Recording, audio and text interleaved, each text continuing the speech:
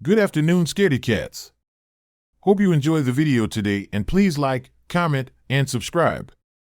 3 days ago, I was laying in bed. I couldn't sleep even though I had school in the morning. A noise breaks the silence. A whisper. I heard the whisper, but I have no idea what it said. I get up on my elbows and look around in the darkness. I see raindrops starting to fall outside my window.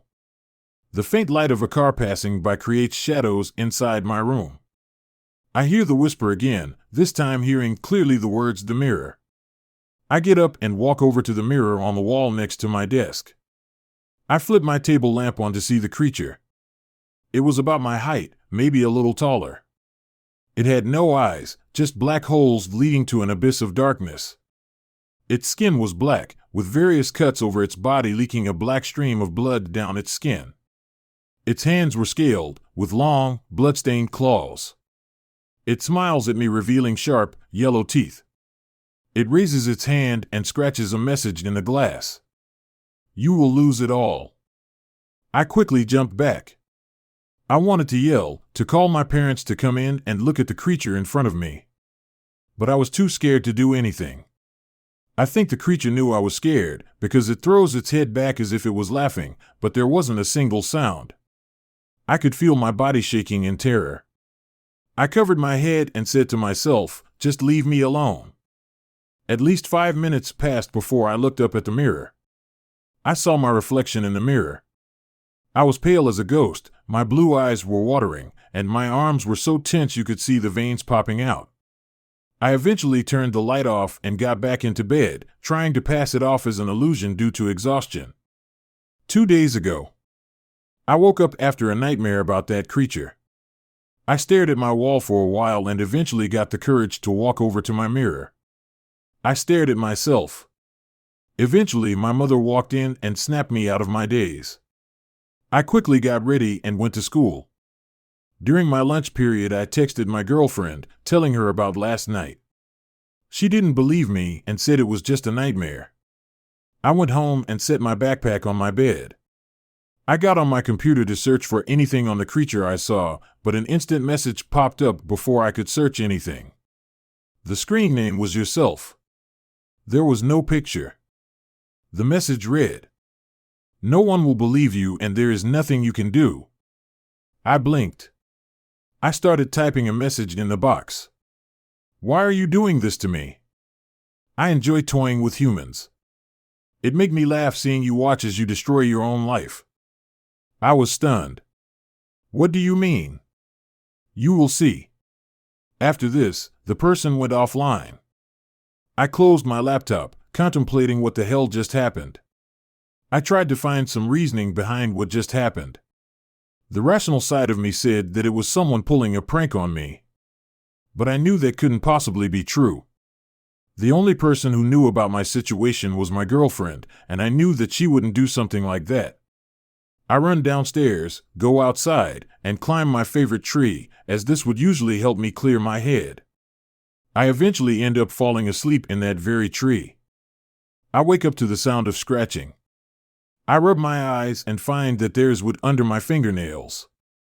I looked down and found a message on the branch I was sitting on. The window.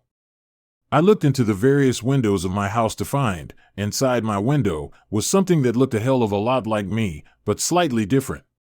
I immediately noticed that my hands were burned and my wrists were cut. I had sharp, blackened nails. My eyes were a sharp yellow, and my clothes and hair were covered in ashes. I was smiling in a twisted, insane way. I was shocked. For a moment, I just sat there, staring at the being inside my window. I eventually climbed down from the tree and ran into the house. I burst through my door to find an empty room. I looked to my left, into my mirror, to see the creature, laughing like a madman. I ran out of the room and grabbed the pistol my dad kept in his room. I went back to my room and pointed the gun at the mirror. The creature just laughed some more. Eventually, I just smashed the mirror with the butt of the gun. A sharp, demonic laughter echoed throughout the room. The laughter eventually turned into my own. I heard in my own voice, "It's time." I felt myself slowly losing consciousness. The last image I remember seeing was the creature moving towards me. Yesterday, I woke up in a pile of ash. I rubbed my eyes to find my hands burned and my nails sharpened, with ashes under them. My wrists were recently cut. I looked around. It seemed as if I were in what were the remains of a burned-down house. I got up and dusted myself off. Beside me was my father's pistol. I picked it up to find, rather than being hot, it was cold as ice. I looked at my reflection in the barrel of the gun to see my eyes were yellow.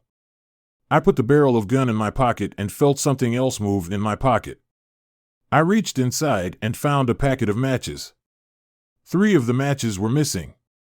I threw them on the ground and started walking away. I eventually found my way to town. I found a newspaper and looked at the headlines.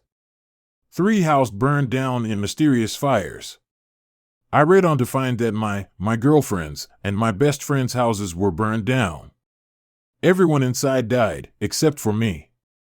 It said I was a missing person. I stared at the headlines for a while. Eventually something inside me snapped. I smiled. I laughed.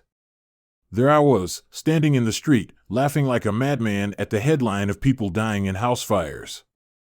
I crumpled up the paper and threw it on the ground, still laughing. I found my way back to the remains of my house and climbed a tree. I just sat there the rest of the day, staring at the remains of my house. Present day. I sit on the rooftop of my school. It's pretty early in the morning, so no one is around. I laugh as I think about the shit that's happened to me. My parents are dead, my best friend is dead, my girlfriend is dead, all by my own actions. I have nothing but the clothes on my back and the gun in my hand. I stop laughing and start to cry. Eventually, I remember the words my mom told me whenever I was sad or depressed. Sing a song that best describes the situation you are in. That always helped me. So, in between sobs, I started to sing a part of a song. My legs are dangling off the edge. A stomach full of pills didn't work again. I put a bullet in my head and I'm gone.